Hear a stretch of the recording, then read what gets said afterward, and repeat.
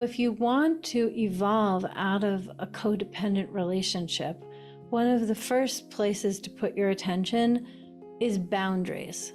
Boundaries are essential for healthy relationships, and boundaries are often completely misunderstood. There are many ways to categorize relationships, and the one that I want to use right now is independence, codependence, and interdependence. Independence is when you basically have a partnership of two independent individuals, and one of the common thoughts is, why do I even need to be married, except that, it's nice to have someone to check in with from time to time. When two people are in independent relationship and they're happy with it, there's no issue. It's very rare that both people are satisfied with an independent kind of relationship long term. Far and away, the most common relationship is a codependent relationship. And the main issue there is that one individual is so focused on the other person and their response and their actions, their choices, and how the other person is what determines how you feel. So if your partner is sad, you feel nervous and concerned, you need to fix it. If your partner is happy, then you can relax. In other words, it's the exact opposite of being independent, where you are your own resource for how you feel and what you do. With codependence, there's a neediness, a clinginess, and we can do all kinds of things in a codependent relationship and feel like, oh, it's the right thing to do. Like, I don't ever go to the movies unless my husband wants to come with me as well, because you wouldn't want to hurt his feelings. You wouldn't want to navigate that on your own. Codependence is so sneaky and pervasive. And the kind of relationship that I advocate for and show people how to create is an interdependent relationship where each of you are independent, self-resourced, responsible, and with that as the fabric, you weave together and create a beautiful, connected, just really luscious relationship that is built on each of you growing yourself and being responsible for yourself, which then opens up all kinds of collaboration, passion, and joy. As I said, the vast majority of relationships include some amount of codependence. Either one or both people are codependent. And that means that they don't feel fully authentic, fully free to be who they are within the relationship, because how they show up is adjusted and accommodated and contorted so that it works for your partner. So if you want to evolve out of a codependent relationship, one of the first places to put your attention is boundaries. Boundaries are essential for healthy relationships, and boundaries are often completely misunderstood. Most people tend to think that if I set a boundary, then my husband should respect it. Actually, the people whose responsibility is to respect the boundary is the person who sets the boundary. So for example, if I say, I don't want to be woken up in the morning, I want to be able to sleep until my alarm goes off. So I could set that boundary, convey that to my husband, and then it's his job to honor that boundary. That's a very straightforward way of thinking about it. But actually, it's my job to maintain that boundary. It is my job to advocate for myself, to be clear that I deserve that boundary and communicate it in such a way that he honors it. That may sound confusing because it's still influencing his actions, but it feels completely different if it's my job to get enough sleep versus it being my husband's job. With all of the boundaries regarding touch, finances, parenting, it is essentially victim consciousness when we want other people to maintain our boundaries. It is up to us to determine what is okay and what isn't, and convey that in our energy, our mindset, and our words so that that is honored. A lot of people don't realize that they're codependent because they are able to accomplish and make things happen and actually are leaders, but that does not protect you from codependence in your relationship. So what does that look like? Well, it looks like people pleasing. It looks like having questions but not asking them. It looks like making things comfortable for your partner, even when it's not what you would choose for yourself at all.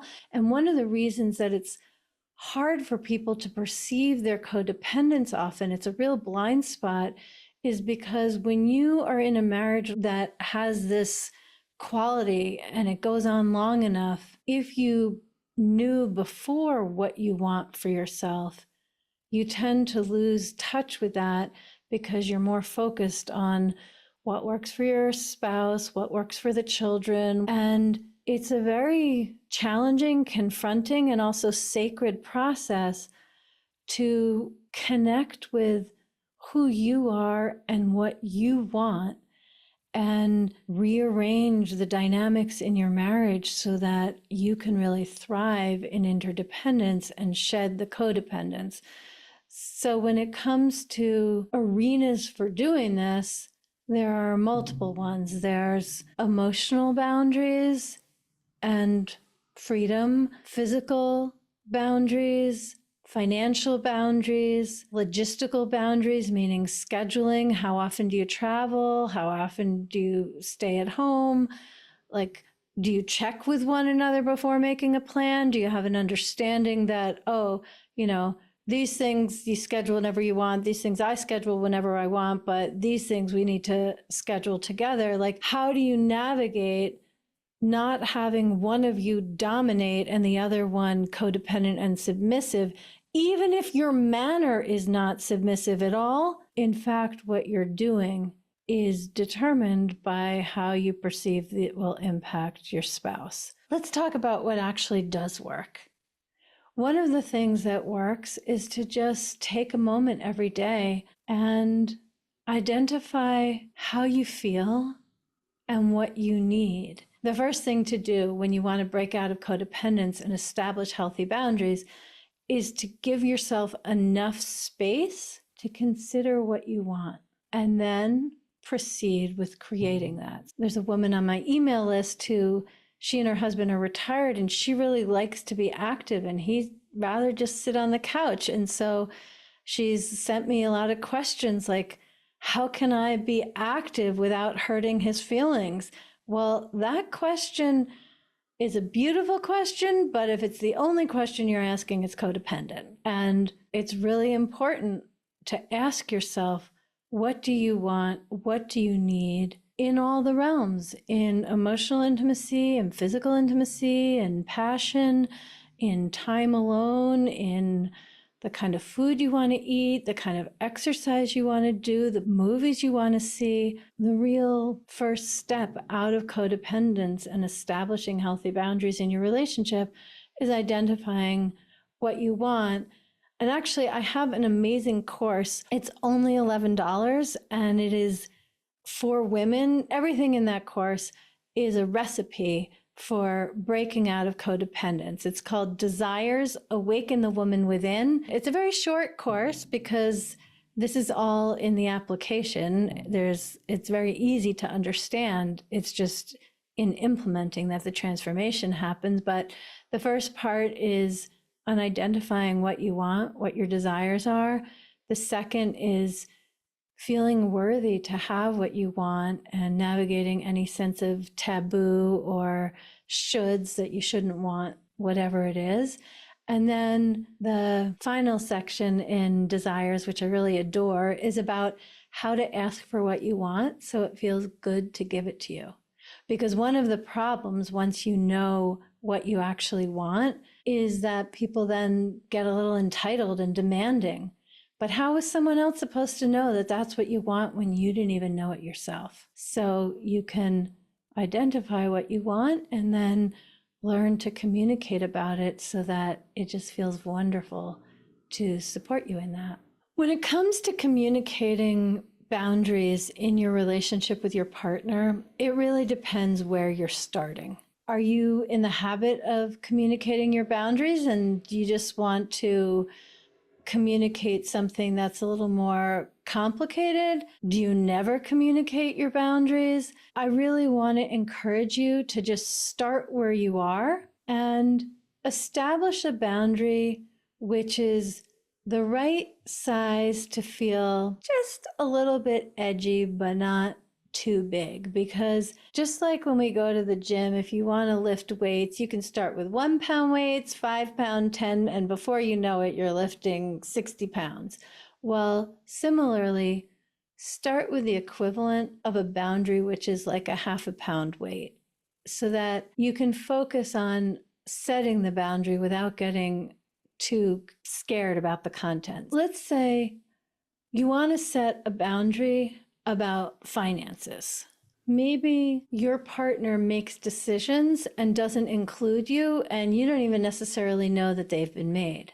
Well, the 1/2 pound boundary would be not to say, you know what, I don't want you to make any decisions independently. We really need to talk it through, be aligned with our goals, and make decisions together. That is going to be such a dramatic shift in the dynamic, which you can go for it. If you want to get off the couch and start running a marathon, have at it. But if you'd like to be more calibrated and just have it be more gentle and sustainable, you can start by saying, in the future, when you make a purchase over $100, I'd like you to just let me know so I can know what's happening. When it comes to setting boundaries, the first and most important thing is to know what you want. And the second thing is to take responsibility for creating it.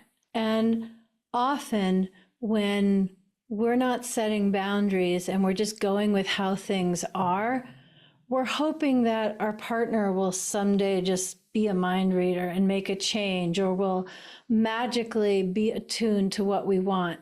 That's never going to happen. We need to know what we want and then take responsibility for how to create it. And sometimes when you're so entrenched in a marriage that is codependent, you don't even know what boundaries to set. And when that is the case, the key is to start talking with one another. It's to identify what are the main areas in your lives. Let's just say finances, parenting, scheduling, and vacations. Make a list of the important areas in your life and invite your partner to do the same. And then pick a topic and just start talking about it. Have the conversations that you've just had in your own head, but not with one another, or not with one another in a long time. So you can start with, if we go with finances, like, how do you feel about our finances? How do you feel about our communication about finances? How do you feel about our short-term goals and long-term goals? What are your short-term goals? What are your long-term goals? These are very generic questions, but they open up dialogue. And the way to set this up so that it really works is to think of these conversations as information gathering, not as an opportunity to attack or blame. If you're in this situation, it's because both of you agreed to it, either consciously or unconsciously. You could certainly say, how did we end up here where I don't know any of this information and you know all of it? So your priorities are determining things. Not, why didn't you tell me? But how did we get here? Because it's very possible that actually your partner with handling all the financial stuff has felt unsupported and alone and would have loved for you to participate, but didn't know how to include you. There's so many different options. So don't do this if you're in a fight. Don't do this if you're in a bad mood. Don't do this if you're hungry. Set yourselves up for success and put on your relationship researcher hats and basically just take an inventory. What is our situation when it comes to finances? And then don't cover more than one topic at once. You need to like breathe, let it live in you.